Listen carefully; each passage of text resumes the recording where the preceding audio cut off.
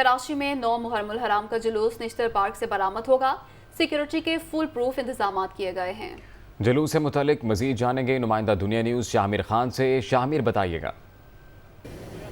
जी बिल्कुल, 9 मुहर्रमुल हराम के मरकज़ी जुलूस के हवाले से इंतजाम जो हैं वो मुकम्मल कर लिए गए हैं। तमाम तर CCTV कैमरास जो हैं उनके ज़रिए मॉनिटरिंग का आगाज़ जो है वो सुबह से ही कर दिया गया है। अगर मरकज़ी जुलूस की बात की जाए तो सबसे पहले तो निश्तर पार्क का मुकाम है, जहाँ पे जो है मरकज़ी मजलिस जो है वो बपा होगी और मजलिस तकरीबन 10 से 11 बजे के दरमियान बताया जा रहा है कि वहाँ पर मजलिस का इनेकाद होगा। उसके बाद यहीं से आज़ादार जो हैं जुलूस के शुरा जो हैं वो मरकज़ी जुलूस जो है वो बरामद करेंगे। पहले ये मरकज़ी जुलूस इस वक्त जिस मुकाम पर मौजूद है यहाँ पहुँचेगा, नुमाइश चौरंगी और यहीं से एम.ए. जिन्ना रोड, सी ब्रिज, इम्प्रेस मार्केट और अपने जो मुकर्ररा रास्ते हैं उनसे होता हुआ हुसैनिया ईरानिया खरादर इमाम बारगाह पे जो है वो इख्तिताम पजीर होगा।